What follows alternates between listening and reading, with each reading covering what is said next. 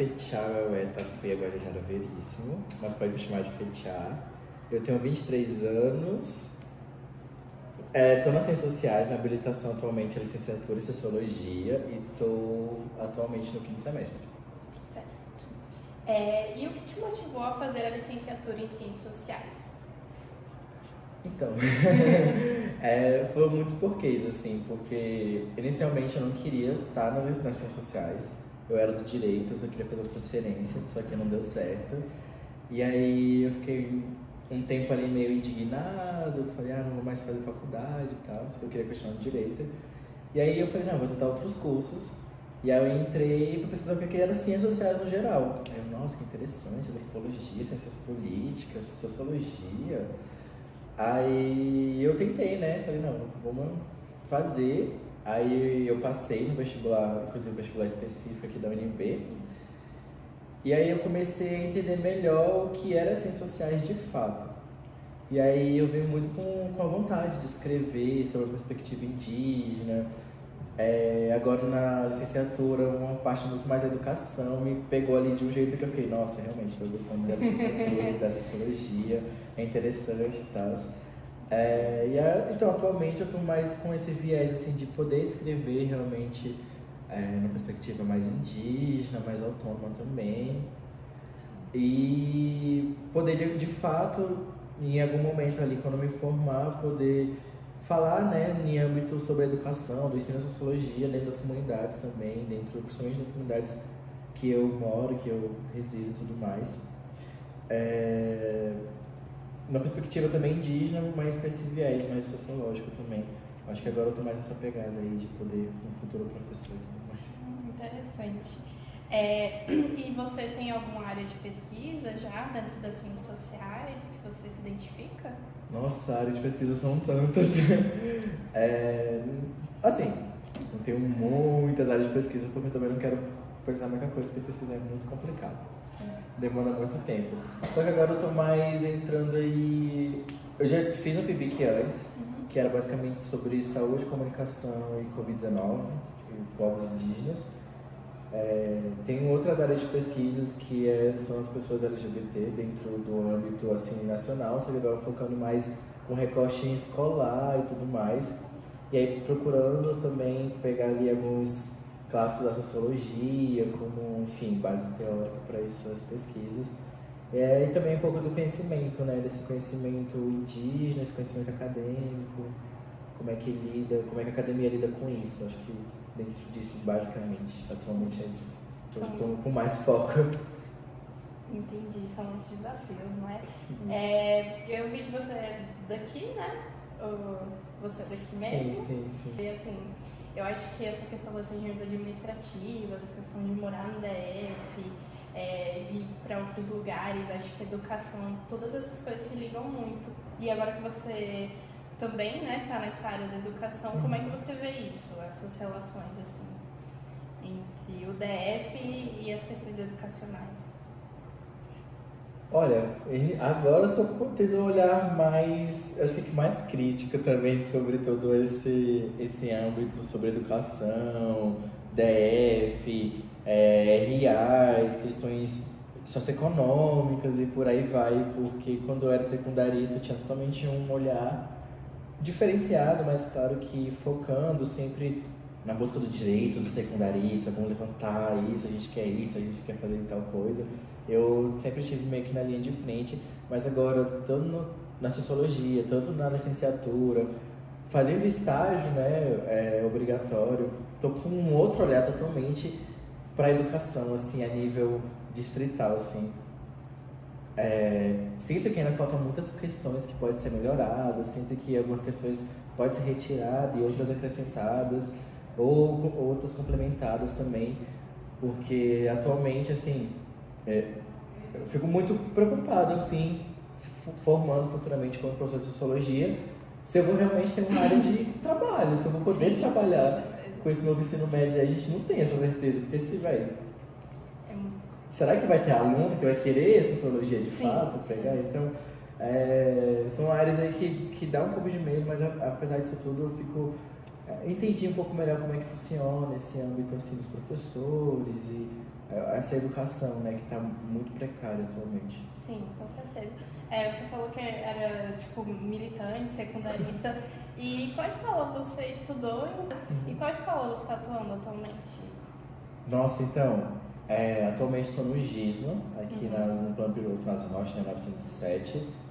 Eu estudei lá no ano de 2015, 2016. E aí, em 2016, teve todo aquele processo político do secundarista, que foi a ocupação de escola e tudo mais. Eu participei da frente de alguns estudantes que estavam ocupando a escola. Posteriormente, quando acabou a pandemia, quando acabou toda a quando acabou toda... acho que esse momento pandêmico de loucura que a gente se vivenciou ali, se prendeu, se clausurou dentro da escola, quando acabou todo esse processo ali da ocupação, eu sofri uma certa retaliação de certos professores com ideologias políticas contrárias à ocupação, de um viés mais extremista, enfim, opositor nós estudantes estavam ali, né, contra o teto, contra o congelamento e tudo mais. E aí, deu uma esfriada a ocupação lá no GISMO, passou-se um tempinho. Eu lembro que os professores, assim, toda a coordenação, todos os professores, eu acho que todo mundo, todos os tipos de servidor que tinha na escola, também exagerando, mas tipo, professores, secretaria, o SOI, enfim, direção em si, me chamaram para reunião e eu era o único estudante, estava sentado exatamente assim, numa mesa enorme.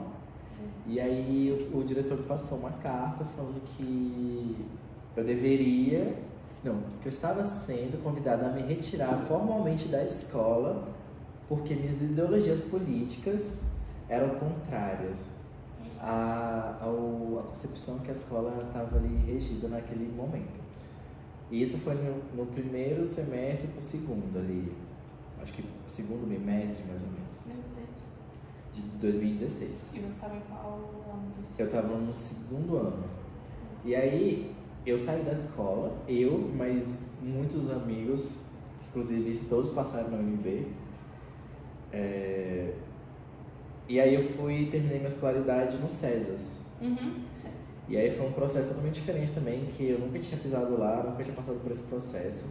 Bom, passando tudo isso, entrei no estágio supervisionado, no estágio obrigatório aí já da licenciatura, né, agora, do novo currículo.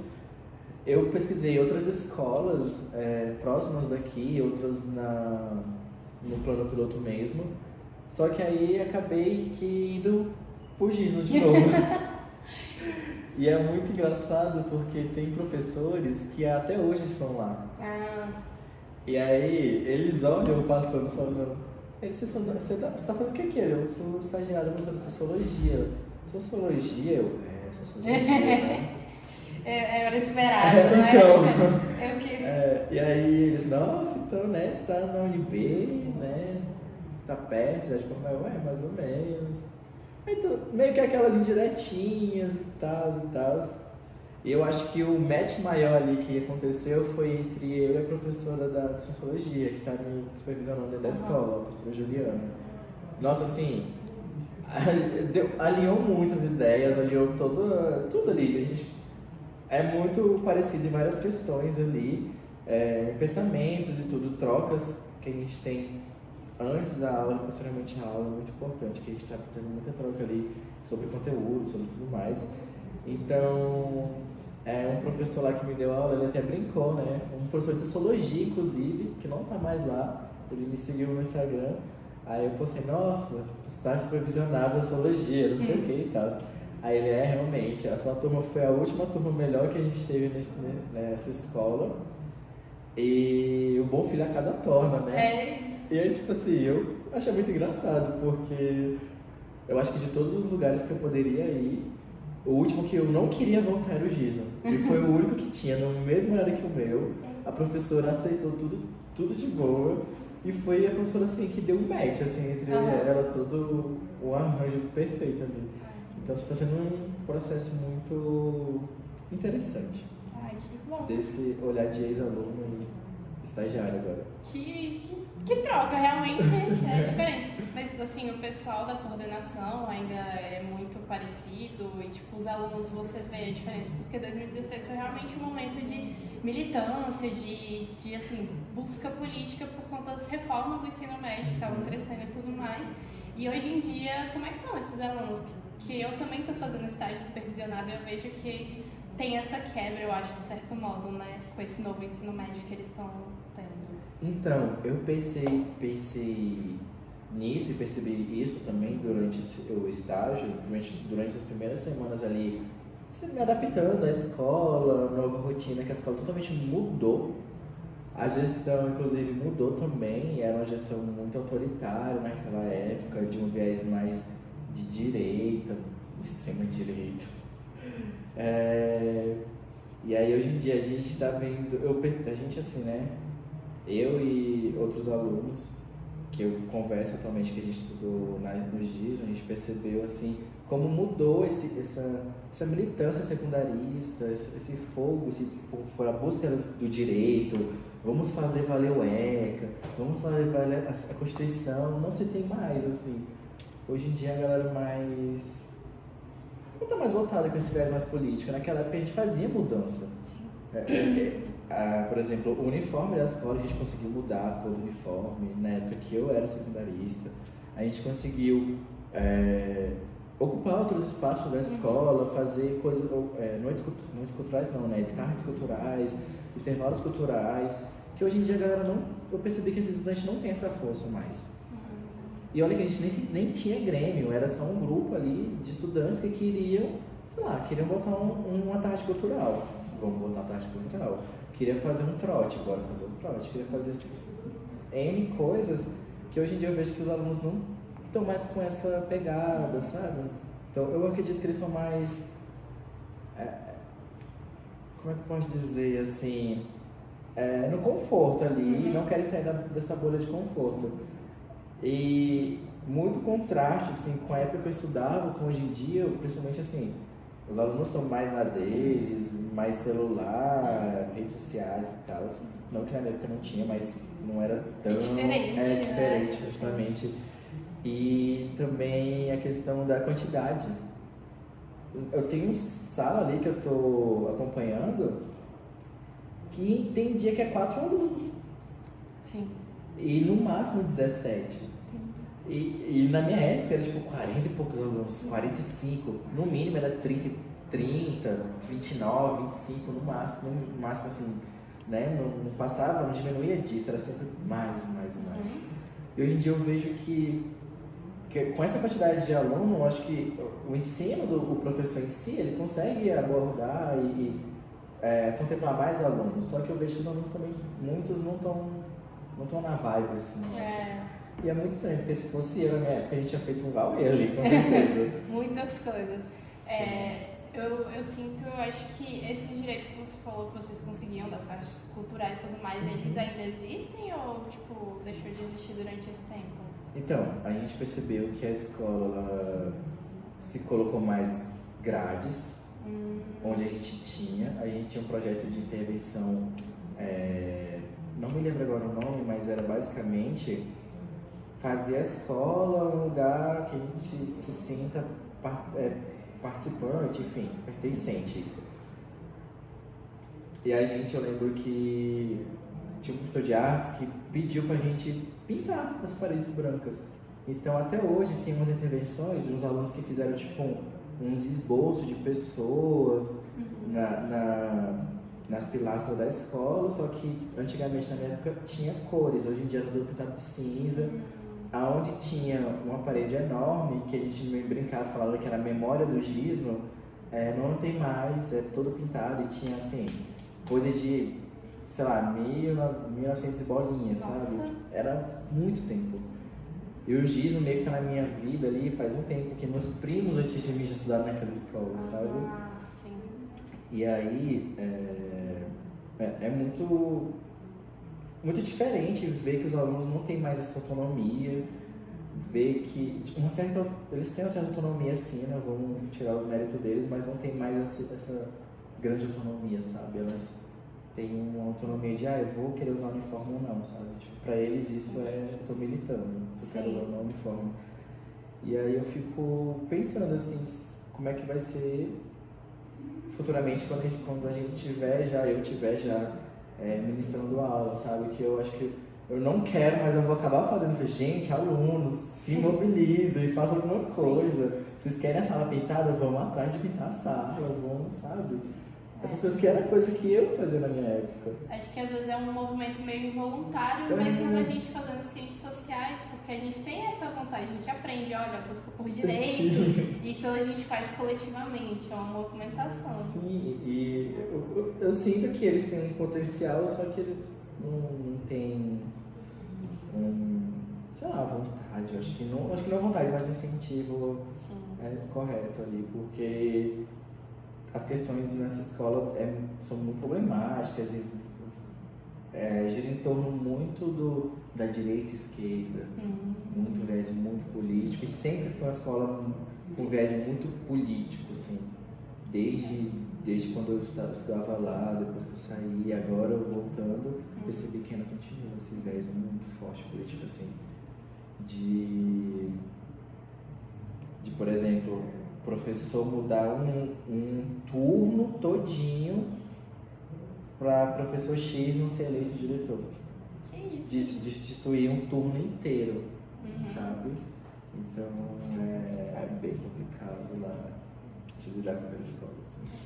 E o Gitmo, ele fica onde aqui? Ele fica na Zona Norte, ali na 907. E é uma escola do plano, né? É uma escola do plano piloto, mas ela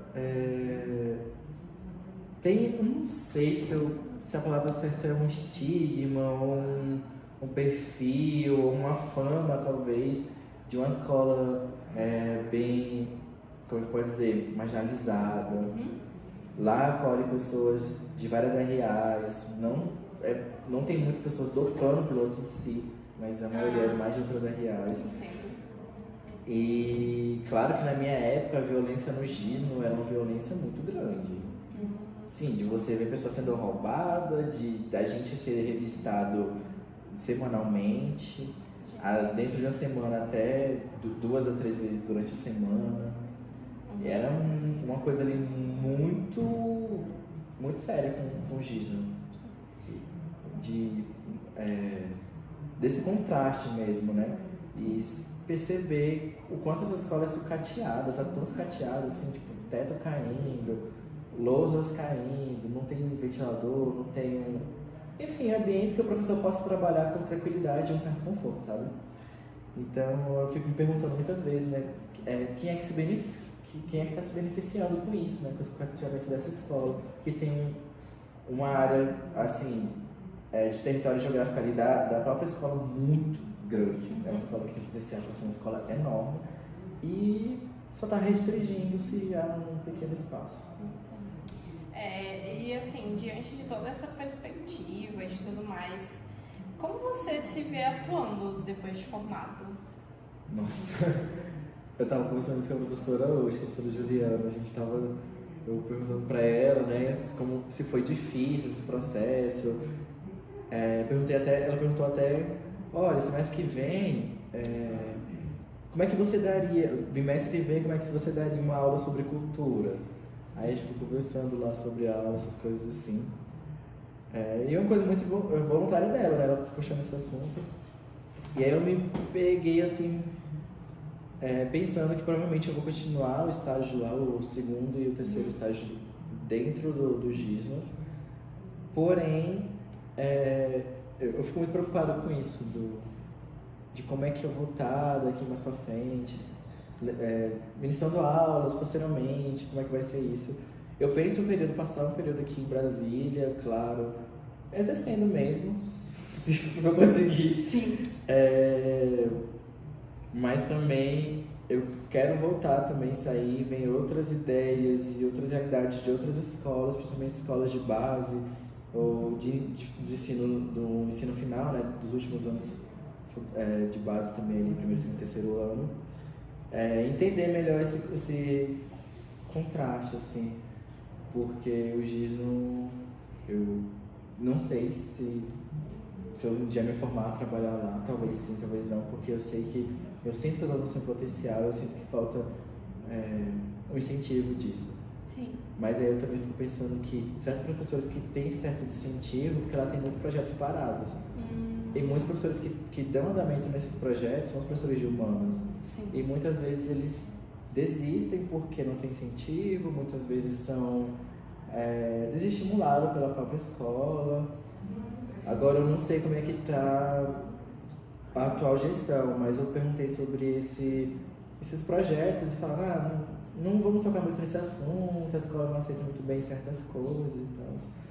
Então eu fico pensando muito, acho que não tanto na escola, mas fico pensando agora nesse novo ensino médio, como é que a gente vai lidar com isso, como é que eu vou dar aula e tal para esses alunos, se é que vai ter aluno. Sim. Porque essa autonomia aí, eu acho que não é sobre isso, essa autonomia que tem que dar para o aluno e tudo mais. Sim, sim. Então eu fico meio preocupado, literalmente voltando ao que a gente tinha falado antes, né? Nessa área de trabalho, será que vai ter? Será que Brasília vai ter? Será que vai ter que ir para outro estado? Ou talvez não dar aula necessariamente de sociologia, será que você é aquele professor que dá aula de tudo? Sim, eu fico pensando sobre isso. Mas eu acho que agora isso não está me tirando tanto sono, mais ou menos. Eu estou mais pensando nos primeiros momentos que eu começar a ministrar aula, eu quero saber como os alunos vão receber isso.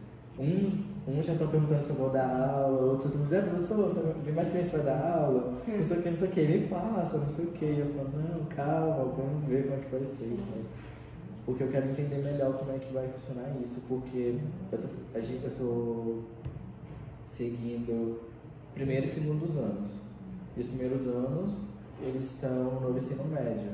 E os segundos anos, eles não estão no ensino médio. Então, tem que ser didática diferente, metodologia diferente para 2 anos.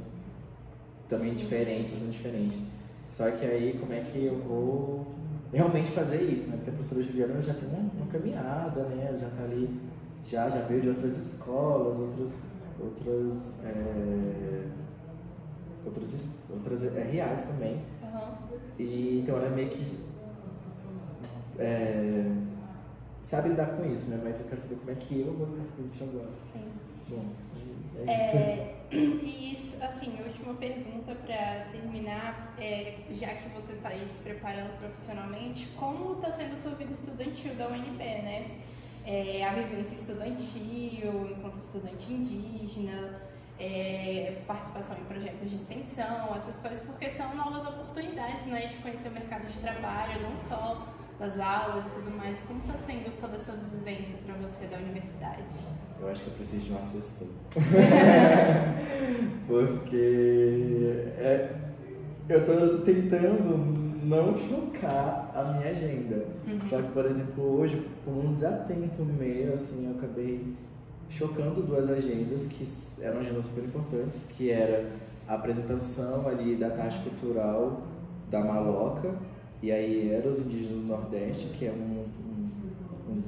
uma delegação ali da região que eu faço parte, e a outra era uma mesa que tinha como título Acesso à Universidade Pública, 10 anos de lei de cota. Sim. Então, assim, 2 extremos, literalmente, ali no finalzinho ali do ICC Sul e outro no BSA Sul, um no BSA Sul e outro no ICC Norte. Sim. Ali na Maloca, né, perto da FD, então, muito extremos.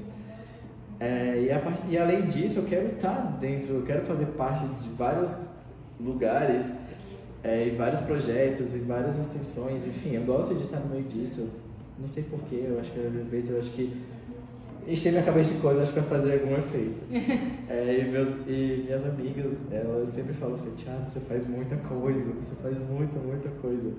Aí eu falei, eu faço, mas todo mundo também faz muita coisa.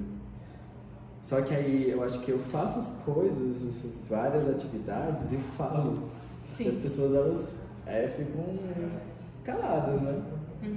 Mas, assim, para ser mais objetivo, eu acredito que a UNB ela tem um espaço muito amplo para você poder fazer tudo. Eu até brinco, falo assim, se pudesse ter 3 habilitações, eu pegaria as 3 habilitações. Porque já tá de graça mesmo, difícil não foi nem entrar, é difícil sair da universidade, porque você quer pegar um projeto de extensão aqui, você quer pegar um PIBIC, você quer pegar, enfim, outros projetos e possibilidades que a UNB te dá. E eu gosto muito de estar nessa área da educação, sempre gostei. E agora, estando na licenciatura, acho que o meu viés vai ser mais direcionado à educação, direitos voltados à educação e tudo mais. Então, eu tento ao máximo me organizar nas atividades, meus horários, mas às vezes eu chego atrasado, às vezes numa aula, às vezes em outra, ou durante a semana em todas, mas enfim. Eu sempre tento falar com os professores sobre isso. E também tento não deixar que um acúmulo de atividades, por exemplo, que eu acho que também interfere muito no decorrer das coisas. Claro que às vezes acabo esquecendo de uma atividade ou de outra, porque, enfim, a UNB passa 1000 coisas ao mesmo tempo. Sim. Bom, eu acho que é isso. Acho que eu estou me organizando melhor com a UNB em si, com o calendário da UNB agora já indo, né, para os semestres mais à frente, que eu acho que vai ser um pouco mais puxado. Também. Mas eu tô esperançoso que eu vou passar nesse, o outro vai vir, vai também ser tudo bem. Bom, é isso. É isso, então eu acho. Se você quiser falar de algum projeto que você goste mais, que tenha a sua participação ativa, mesmo na licenciatura. Nossa, é porque eu faço parte de vários âmbitos, então assim, na licenciatura eu acho que eu não tenho nada literalmente focado. Eu acho que eu tô fazendo uma coisa de cada vez. Eu tô fazendo uma participação aqui, me chamam pra uma coisa ali, por exemplo, me chamaram agora pra essa mesa aí o CISO, não sei o que, me chamou, eu fui, aí tô me puxando mais pra licenciatura, mas os projetos que eu tenho mais assim, na área das ambientais e na área da saúde, né? Ali do Ambulatório de Saúde Indígena, o ASE, a gente foi eu digo, Associação de Acadêmicos Indígenas. Sim. Fomos dos grupos que pressionou para que o HUB tenha atualmente um ambulatório destinado à saúde indígena. E eu estava na frente disso. E a gente criou, inclusive, a telesaúde indígena, a primeira telesaúde indígena a nível nacional, para atender indígenas, não só do Distrito Federal, mas também de outros estados, durante a pandemia. E até hoje o telesaúde ele existe, ele tem uma manutenção da gente. Inclusive foi um dos meus primeiros PIBICs que eu fiz na saúde, que foi a convite da professora Denise, da saúde coletiva.